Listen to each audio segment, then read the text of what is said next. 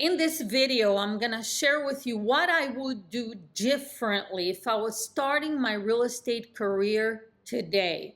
With 30 years of experience behind me, having listed and sold a lot of homes, and having coached over 10,000 agents, I actually wrote down, I have 4 pages of notes right here, but I wrote down a lot more than this. And then I started cutting it down. I don't want to give you any fluff. I ended up with 12 points, and they're equally as important. Again, no fluff, just the real stuff that can make a difference between you having a long, successful, profitable career in real estate while having a life, or ending up like 80% of real estate agents that get out of the business after just a few years. So let's go to point number 1. I wrote down, you get paid based on your ability to communicate effectively and influence people's decisions. That is how you make money.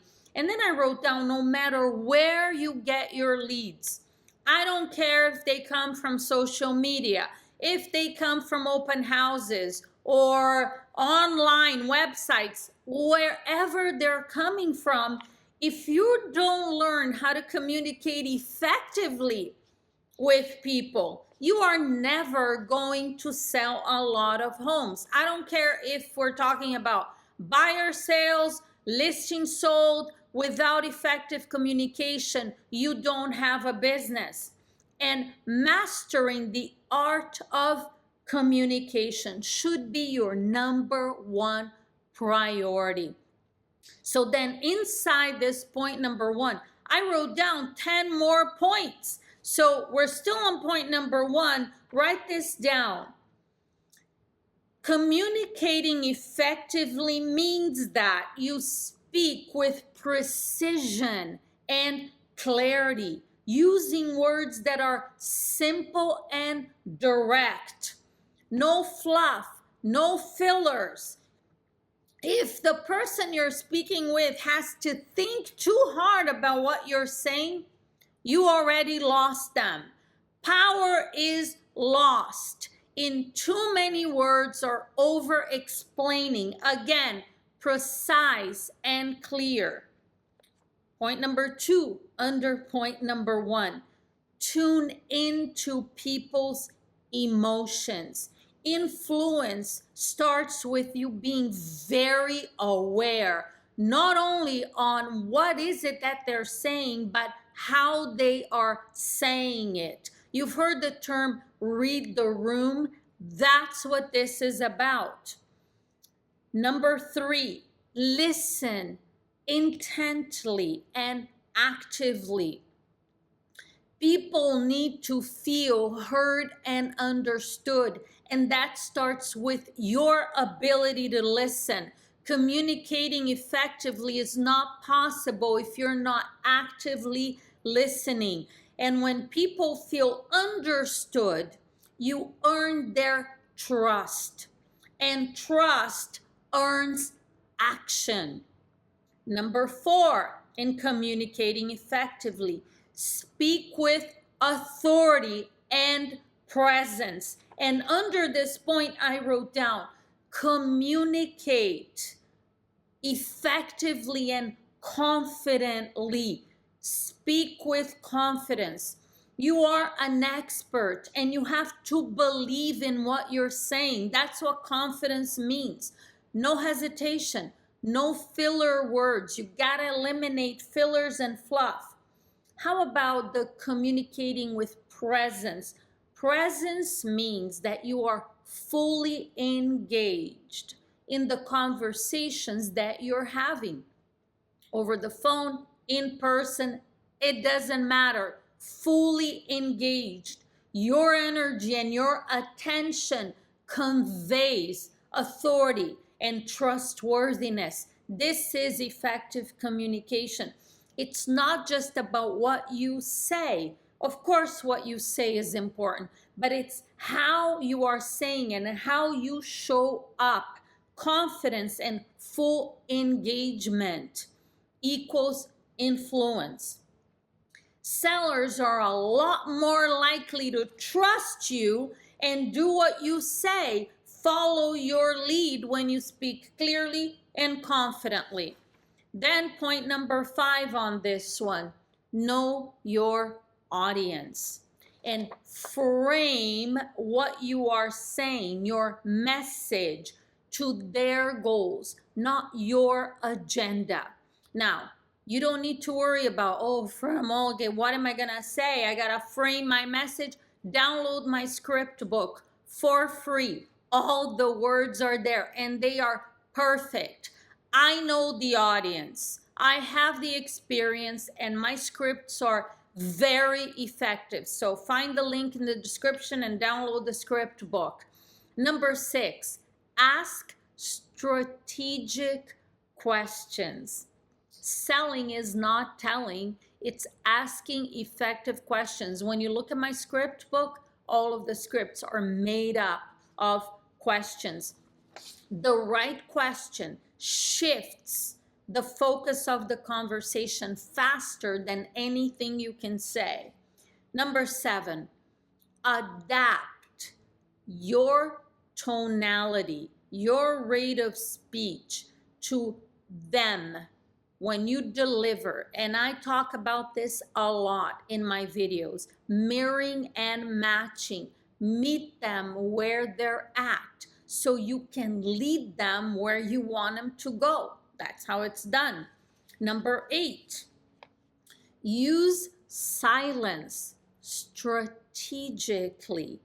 Pause when it's appropriate to let your words land, give them power. Land, this is my accent here. English is my second language. L-A-N-D, okay? Let your words sink in. Silence, strategic silence, is a powerful communicating tool. Number 9, ask for the appointment and the signature. This is called closing. Influence means nothing. Effective communication doesn't mean anything if you don't ask people to take action and it doesn't get them to move, influencing their decisions to meet with you and list with you. And number 10, we're still talking about effective communication. Hesitation is the kiss of death, okay? Speaking confidently is the opposite of hesitation. When you hesitate, it's over. Subconsciously, it makes the listener feel like, I can't trust this person. I don't think they can do what they're saying. And they start to hesitate. So remember that whatever you do, you got to keep the communication flowing. Here's point number 2. Remember, there were 12. All of this has been effective communication. Point number 2, know that your sphere of influence won't give you consistent business quickly.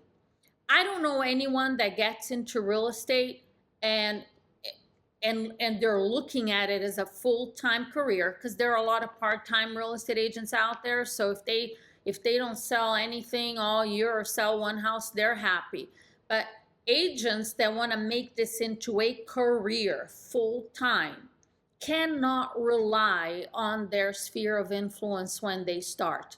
Nothing wrong. You should be talking to the people you know. Your sphere of influence is everybody you know. But to expect that they're right away gonna give you enough business so you could have closings every month is not a realistic expectation. This is going to take time for you to start getting consistent referrals from the people you know. It's about building a long-term business relationship with them so they start to trust you, not just as an acquaintance or somebody they know, but as a true real estate professional that they can count on. This takes time. So the next thing I wrote down, let me see if this is point number 3, because I numbered them correctly here. No, this is still under point number 2. Great. So in this thought that your sphere, it's going to take time, get over the fear of talking to strangers. Now, if you want to sell one or a couple of houses a year, that's fine. You don't need to talk to strangers. You probably pull that off without talking to people you don't know. But if you want to sell a lot of homes, it's going to require you to get over this fear of talking to people you don't know. Now, I have to say that when I started selling real estate, I had no idea what I was doing. I started from zero. I had never sold anything to anyone. I was a very introverted person, and I learned how to talk to people I didn't know effectively. So if I learned, anybody can learn, and you can do it too. Then I wrote this down. Sellers, because everything on this channel is about being a listing agent.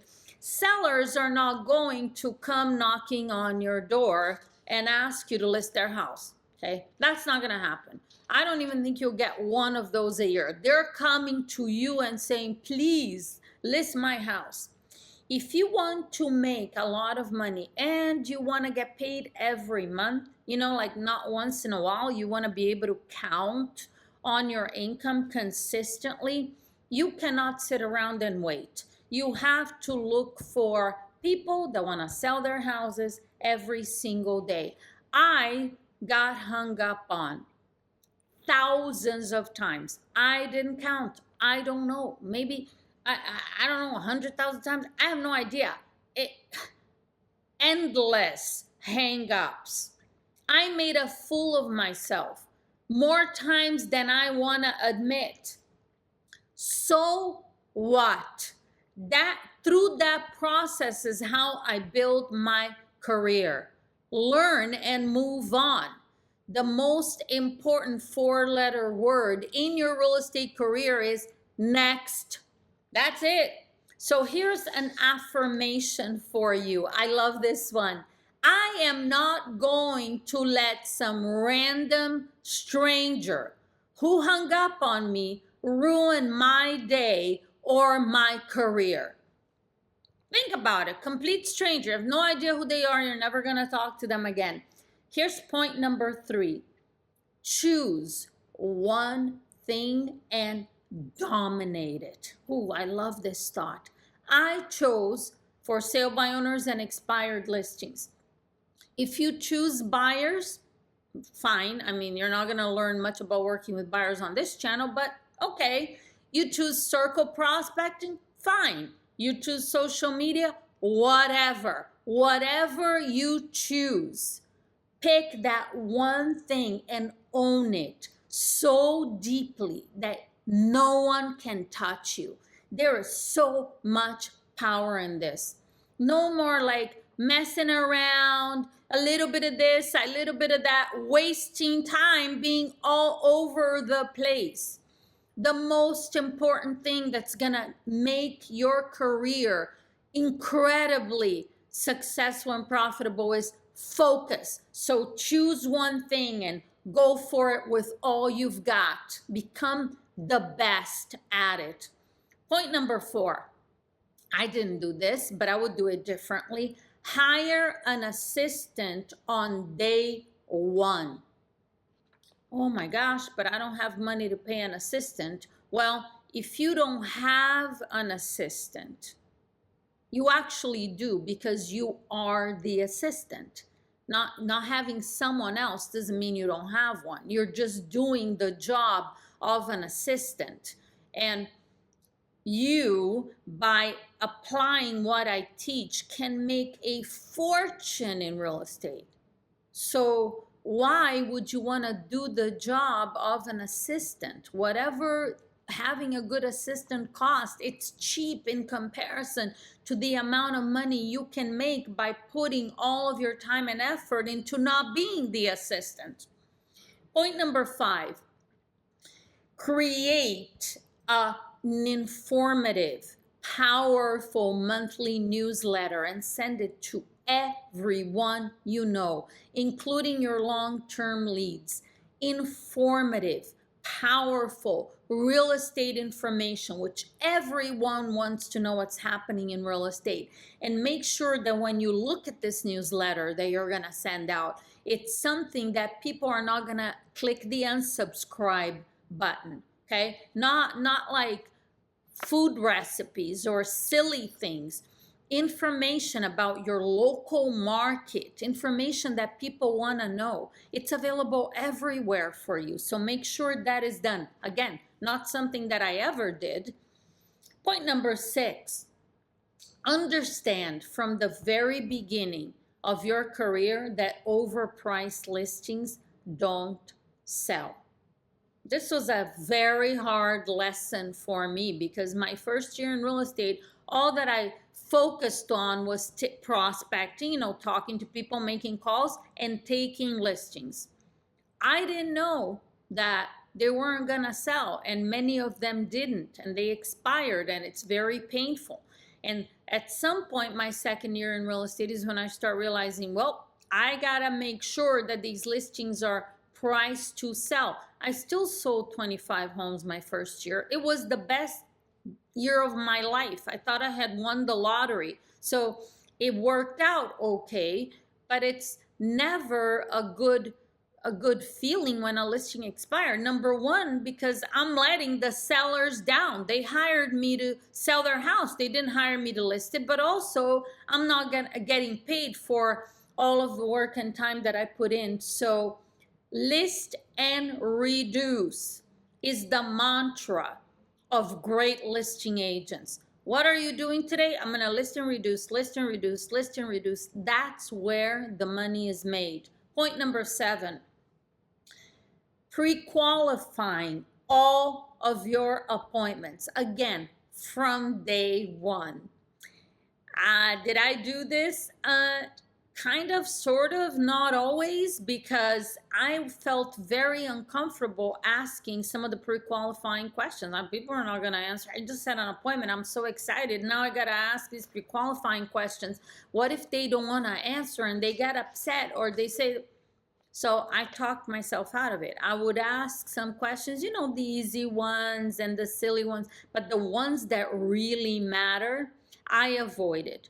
And I learned the hard way, because the questions that I avoided asking when pre-qualifying typically were the ones that ended up being the reason why I didn't list that house. Okay, so again, hard lesson to learn, but the quicker you learn, the better off you are. Because also going on unqualified appointments is gonna get you completely burned out, okay? I got discouraged, but I made changes and I started doing the things that I had to do correctly, so I was able to have a successful career. But a lot of agents, if you just start going on unqualified appointments over and over and over, pretty soon you're like, this is silly, this doesn't work, I'm gonna find some other way to do this. Point number 8, choose extremely carefully who you spend time with and who you listen to. I'm still working on this. This is not an easy one. We have to be very selective. We're influenced by everything around us. Who is influencing you? The people around you, the people that you're exposed to. And staying positive, I wrote down, is a top priority for high performance. If you go negative, it's over. And I'm getting better and better, not only putting great stuff in my mind, which I work on my mindset on a regular basis, and you should also, but making sure that the people around me support and inspire me. They don't suck my energy out. You know what I'm talking about. Don't let people throw garbage at you. Point number 9, create a business plan and set clear goals for yourself. Know the numbers, know what you're supposed to do. This is something that I did pretty well right from the beginning. Make sure that you structure your day your activities, your daily activities around your plan and your goals. This is critically important. I say I did this from the beginning, but I was always looking for ways to improve and tighten my plan and my goals, and make sure that you're looking at your business plan and your goals every day, because otherwise setting them, it's helpful if you put it in writing, but if you don't look at it, if you just throw it in a drawer and don't look at it again, it's kind of useless. Point number 10, execution. Execution is critical. Doing all of this stuff sounds pretty simple, and it is. You know, this is not rocket science, but it's not easy. That's why so few agents do it. If you ever prospected before, you understand what I'm talking about. It's a grind, but it can be done. And when you do it, you will make a fortune selling real estate. Don't allow anyone or anything that happens discourage you, make you feel rejected. It's part of the process, getting hung up on, like I said earlier, or having people scream at you because they're having a bad day, has nothing to do with you personally. Stay focused and execute. Point number 11, focus on setting appointments, not getting leads. I didn't do this. I mean, I had a lot of leads my first year in real estate, my second year too, and then I started cleaning up. I always focused on finding people that wanted to sell, but I didn't have this laser focus on setting appointments. When people gave me objections, of course, I was new. I didn't know what I was doing. I believed them. And then they would become a lead. And then I follow up on this lead and they list it with somebody else. Learn the hard way. And the last point that I wrote down, and I'm guilty of this for my entire real estate career, don't be a secret agent. Boy, would I do this differently. Talk to everyone, everywhere about real estate. It's amazing what you're gonna find. Just on your average life, everything you do.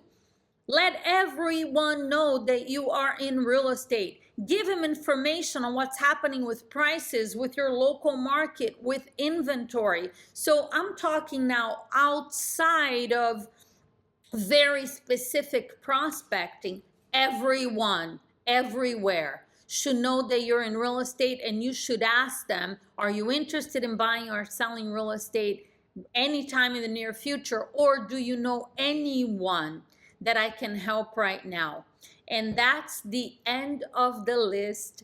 I know that if you apply this stuff, you can have an incredible, consistent real estate business where you're gonna get paid a lot of money every single month. And I'm excited for you to make that happen. Thanks for watching this video. If you have comments or questions, put them below, and I will see you on the next one.